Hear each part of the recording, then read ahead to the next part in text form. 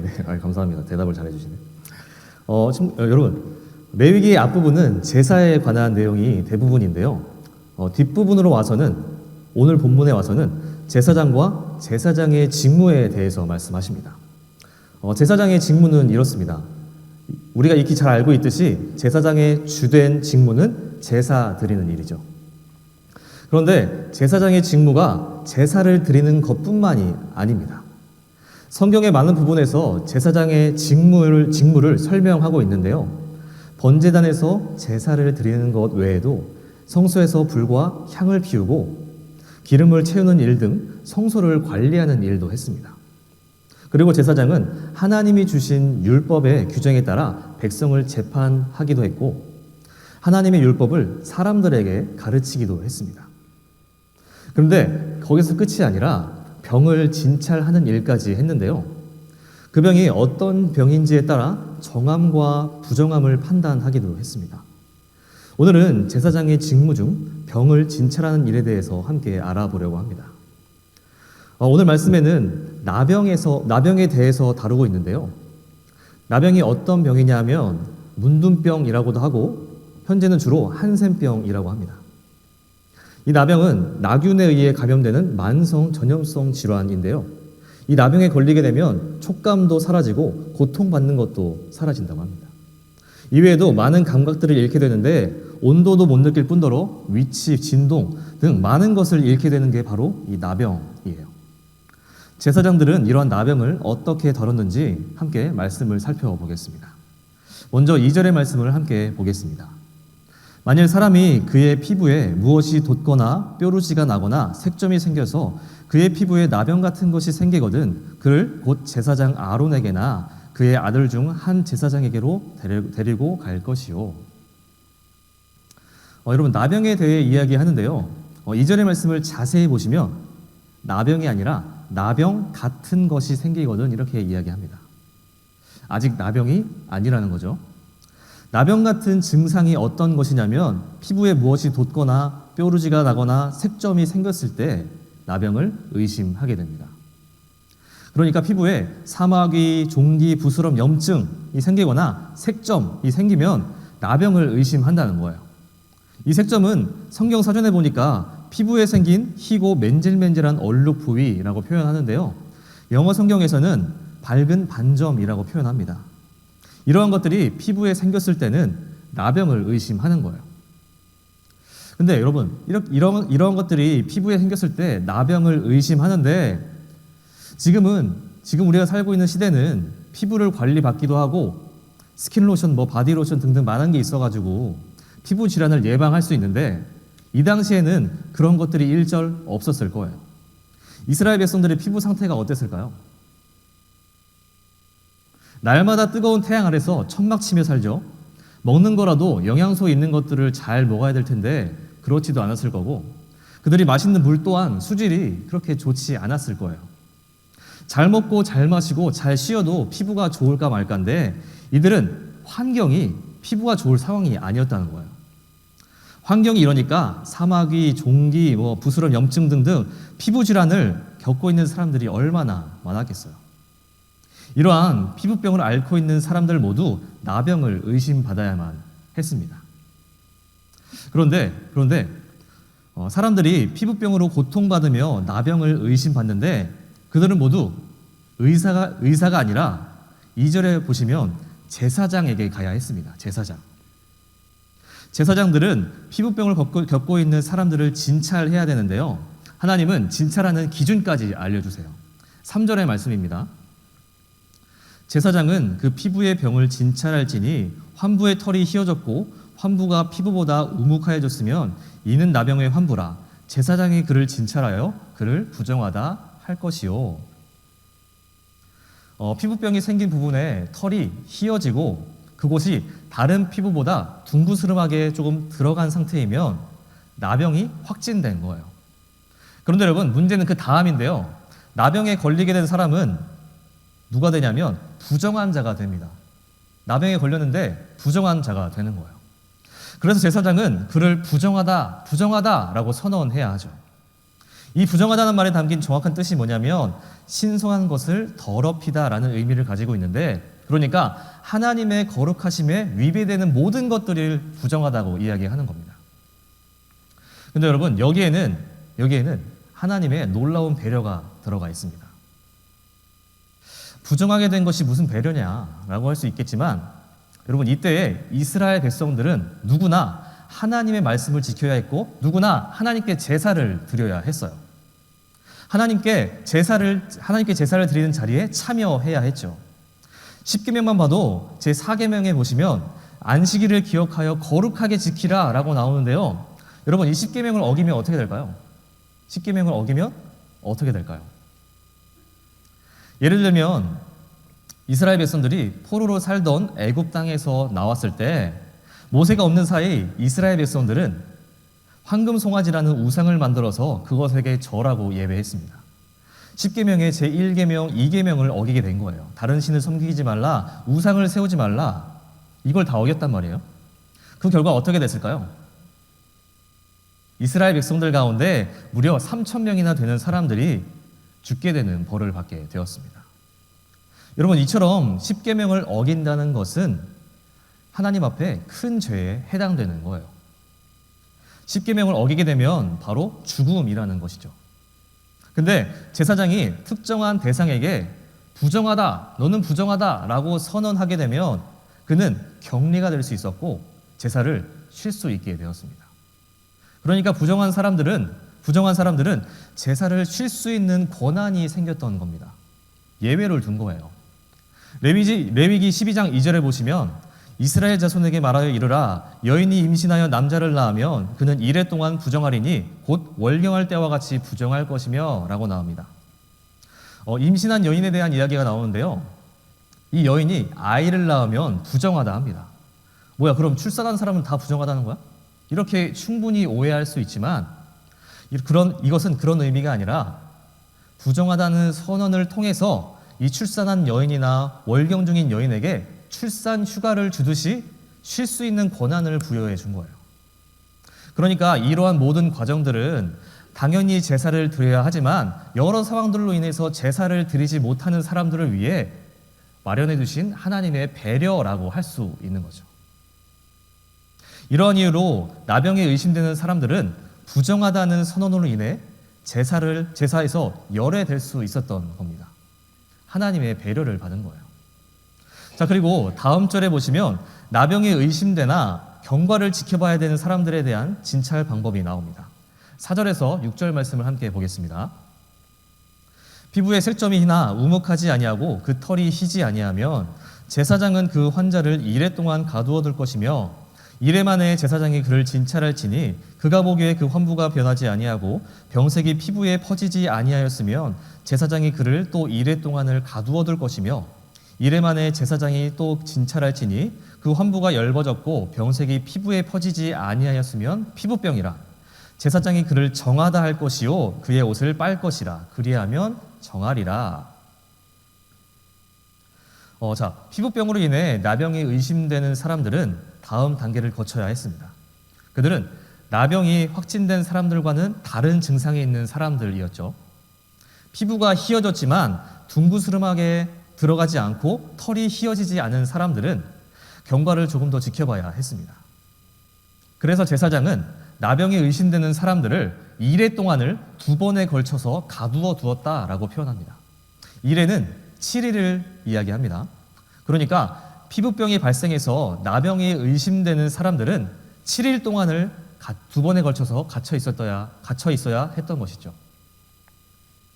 이렇게 사람들을 가두었던 이유는 이 나병이 전염이 되기 때문에 그렇습니다. 말 그대로 격리시킨 거예요. 지금 코로나 확진된 사람들은 일주일 정도 격리하잖아요. 똑같은 겁니다. 혹여나 나병이면 전염이 될 수 있으니까 전염을 방지하기 위해 7일 동안을 가두어 둔 것입니다. 자, 그 첫 번째 7일이 지나면 제사장이 피부병이 있는 사람들을 다시 진찰합니다. 그때 상처가 더 깊어지지 않고 희어졌던 피부 또한 번지지 않으면 아직 나병이라 확진하기가 어렵습니다. 그 반대의 경우라면 확진이겠죠?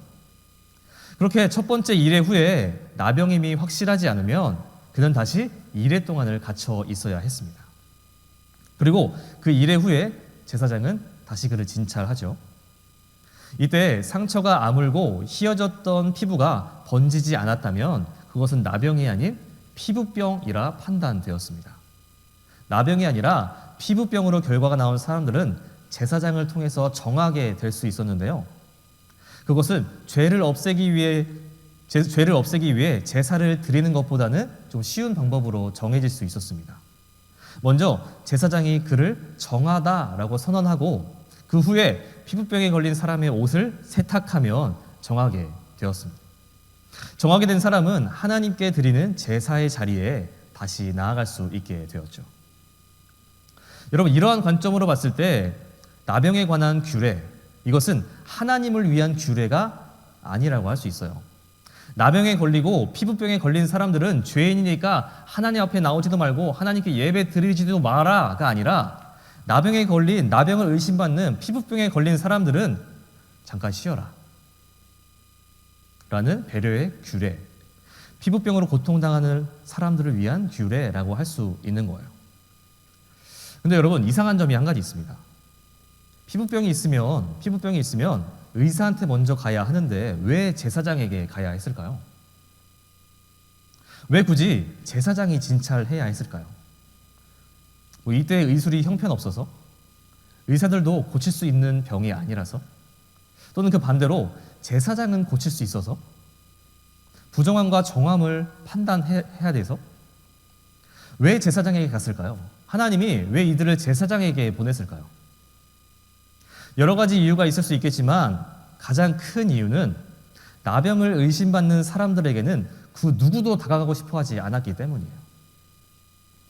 나병은 전염성이 있는 병이었고 당시 사람들에게는 하나님의 심판을 받은 죄인이라는 인식이 강했기 때문에 일반인은 물론이고 의사들조차 피부병 환자들에게 다가가는 것을 꺼려했을 것입니다.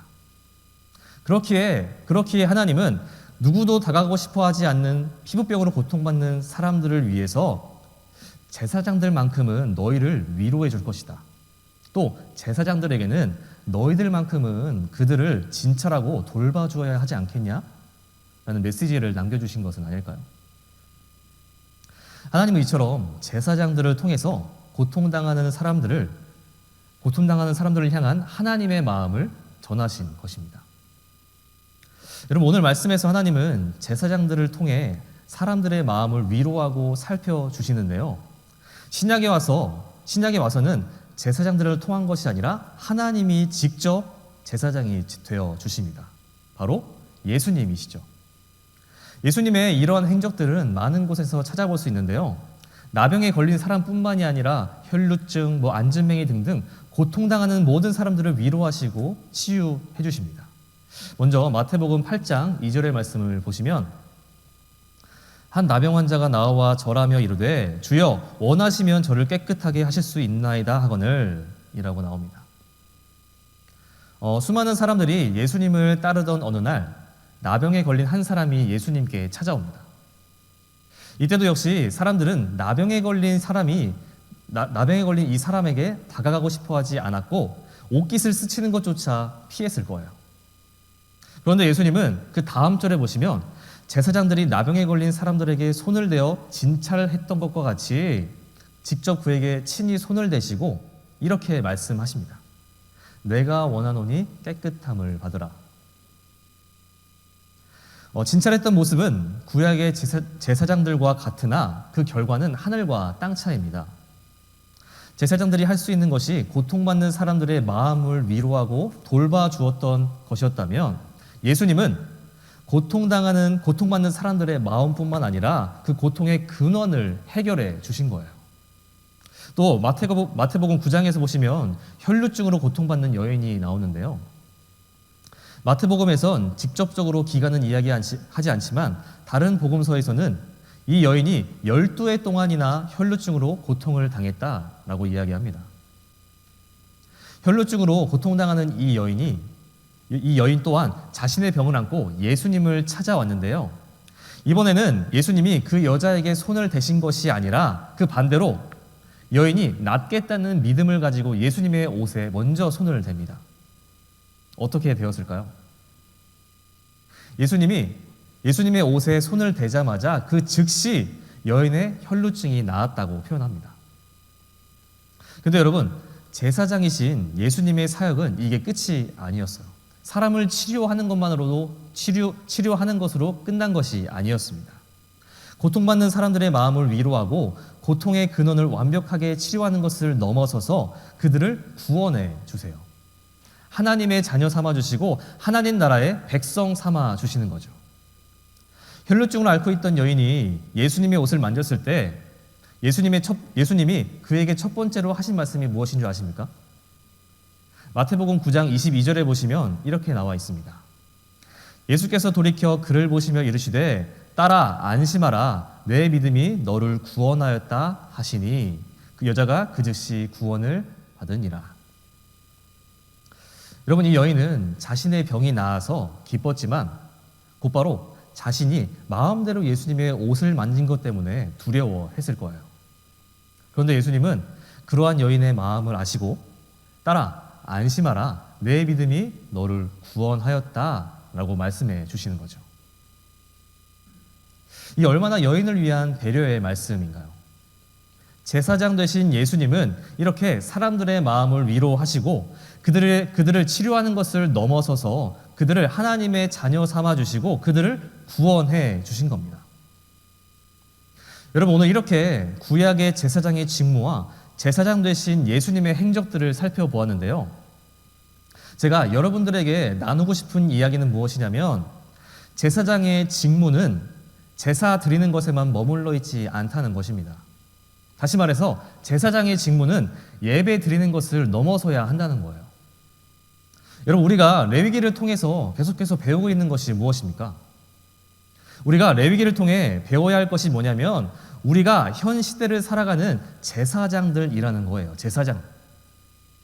제사장으로서 현 시대를 살아가야 한다는 것이죠. 하나님이 각 시대마다 제사장을 세워주셨는데 이 시대의 제사장은 저나 민목사님이 아니라 그것을 넘어서서 사역자들 뿐만 아니라 여러분 모두가 이 시대의 제사장이라는 거예요. 이것은 누구도 부인할 수 없습니다. 하나님의 자녀된 하나님의 백성들은 하나님의 제사장으로서 살아갈 의무가 생긴 거예요. 여러분, 베드로전서에 보면요, 제사장의 직무가 분명하게 적혀 있습니다. 베드로전서 2장 9절에 보시면 그러나 너희는 택하신 족속이요 왕같은 제사장들이요 거룩한 나라요 그의 소유가 된 백성이니 이는 너희를 어두운 데서 불러내어 그의 기이한 빛에 들어가게 하신 이의 아름다운 덕을 선포하게 하려 하심이라 라고 말씀합니다. 우리를 제사장으로 세우신 이유가 무엇이냐면요, 아름다운 덕을 선포하게 하려 하심이라 라고 이야기합니다. 이것을 세번역으로 보시면 이렇게 표현합니다. 그러나 여러분은 택하심을 받은 족속이요 왕과 같은 제사장들이요 거룩한 민족이요 하나님의 소유가 된 백성입니다. 그래서 여러분을 어둠에서 불러내어 자기의 놀라운 빛 가운데로 인도하신 분의 업적을 여러분이 선포하는 것입니다. 그러니까 여러분, 제사장의 직무가 뭐냐면요, 우리를 인도하신 하나님 그리고 우리의 업적을 그리고 예수님의 업적을 우리가 선포하는 것입니다. 결국 우리가 예배의 자리에만 머물러 있는 것만이 우리의 직무가 다가 아니라는 거예요. 물론 예배의 자리를 지키고 하나님께 예배 드리는 것 너무나도 중요합니다. 하지만 하나님은 그 다음을 더 원하시지 않을까요? 거기에 멈추어 있지 않고 예수님의 일을 선포하는 것, 복음을 전하는 것, 하나님의 일을 해나가는 것, 우리의 믿음을 이어가는 것. 이것이 바로 하나님이 바라시는 일이며 이 시대의 제사장으로 세워진 사람들의 직무일 것입니다. 그렇다면 여러분, 저와 여러분은 제사장으로서 어떻게 살아내고 계십니까? 제사장으로서 어떻게 살고 계세요? 혹시 주일에 예배 드리는 것만으로도 제사장의 직무를 다 했다라고 생각하는 분들이 계신가요? 여러분, 하나님이 저와 여러분을 제사장으로 세우셨지만 우리가 예배만 드리고 살아간다면, 예배 드리는 것에만 멈추어 있다면 예배 드렸으니까 이번 주는 끝 하는 생각을 가지고 있다면 우리는 제사장으로서의 직무를 다하지 않은 것과 같습니다. 그렇게 우리는 예배를 드리는 것에 멈추지 않고 예배를 삶으로 이어가야 해요. 제사장들이 마음에 병이 든 사람들을 위로했듯이 우리도 위로할 수 있어야 하고, 아무도 공감하지 않는 관계 속에 있는 사람이 있다면 예수님처럼 그에게 찾아가서 그의 마음에 공감할 수 있어야 합니다. 그리고 어려움 가운데 빠져 있는 사람이 있다면 그 마음에도 공감하며 기도해 줄 수 있어야 해요. 그게 바로 하나님이 이 시대에 세우신 제사장의 직무이며 우리의 모습이 되어야 할 것입니다. 여러분, 이번 주 금요일부터 저희 청년부 수련회가 시작됩니다. 주제는 믿음과 삶이에요. 믿음과 삶. 믿음과 삶이라는 주제는 우리의 믿음이 삶으로 이어져야 한다는 것입니다. 우리의 믿음이, 우리의 예배가 여기에 멈추어 있지 않고 삶으로 이어져야 한다는 거예요. 이 시대의 제사장으로서 살아간다는 것 쉽지 않을 것입니다. 우리의 예배와 믿음을 삶으로 이어간다는 것 정말 어려울 거예요. 하지만 여러분, 이번 우리 청년부 수련회를 시작으로 우리가 함께 믿음을 이어나가기를 소망합니다. 우리의 믿음이 삶에서 더 빛나게 되기를 바라요. 여러분을 청년부 수련회로 초대합니다. 그것을 시작으로 우리의 제사장적 직무를 다하기를 다짐하고, 또 하나님께 한 걸음 더 나아가는, 하나님을 기쁘게 해드리는 저와 여러분들 모두가 될 수 있기를 바랍니다. 함께 시간 기도하며 함께 찬양하시겠습니다.